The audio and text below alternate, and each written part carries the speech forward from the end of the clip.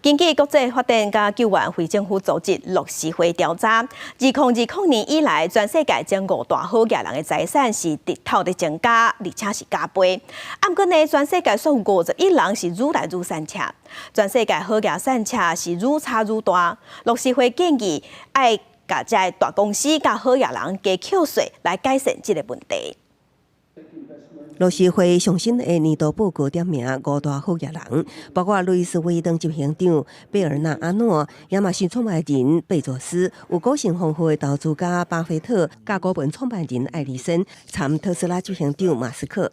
乐视会指出，这5位亿万好野人为2020年以来手中的财富拢总增加到3.3千亿美金。那其中一个人会有机会伫未来10年来成做人类第一个财产超过1兆美金的好野人。We have the top 5 billionaires, they have doubled their wealth. On the other hand, almost 5 billion people have become poorer. So this is the level of inequality that we are looking at. 乐视会指出，这寡散车人口毋但是经济上的弱势，拄着金融海中新冠病毒疫情、通膨甲战乱，也是直接受害上深的族群。那市况的企业独占，带动好野产差距日渐严重。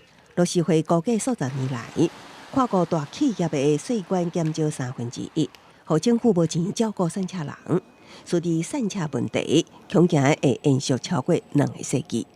To have a trillionaire within a decade when we cannot do away with poverty for 200 years is totally unacceptable. And I think it's really a fundamental choice that we need to make.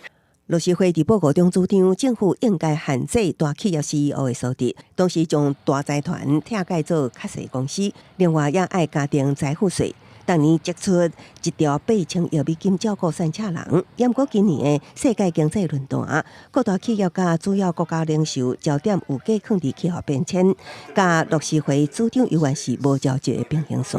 公司新闻，齐家真朋友。